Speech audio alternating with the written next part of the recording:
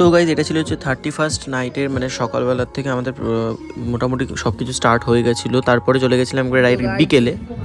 আমরা এখন পিকনিকে আছি গাইজ, এই যে বিবেক রায়চৌধুরী। আমরা এখন কয়লা নিতে এসেছি। কি বিবেক রায়চৌধুরী কয়লা নিতে এসেছি আমরা এখন। এই যে দাঁড়াও তোমাদের কয়লা দেখাচ্ছি। তো কয়লা দেখো, দেখাই যাচ্ছে না, এত কালো। বাহ, কত ভালো কথা। হ্যাঁ, এখানে আমাদের একটা বন্ধু আছে, মারাত্মক ফর্সা, মানে এত ফর্সা সকালেও দেখা যায় না। তাই আমরা এখন কয়লাটা নিয়ে বাড়ি যাবো।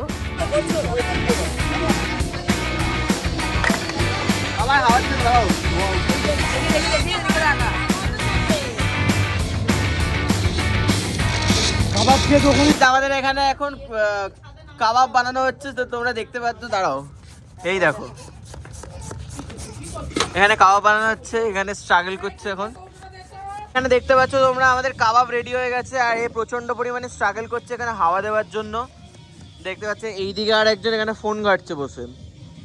এখানে আমাদের কাবাব হয়ে গেছে। এই আগুন জ্বালা গেছে, আগুন জ্বালা গেল।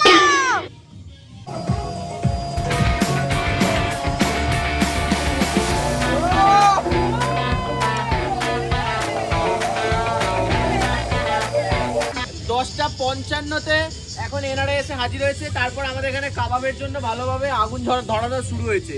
এতক্ষণ ধরে আমার দিকে দেখাও, এতক্ষণ ধরে কে এসে করি সেটা তো দেখা।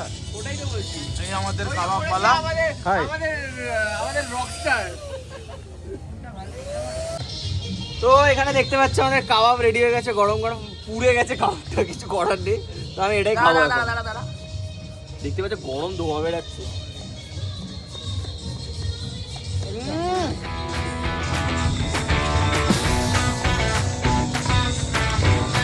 দারুণ।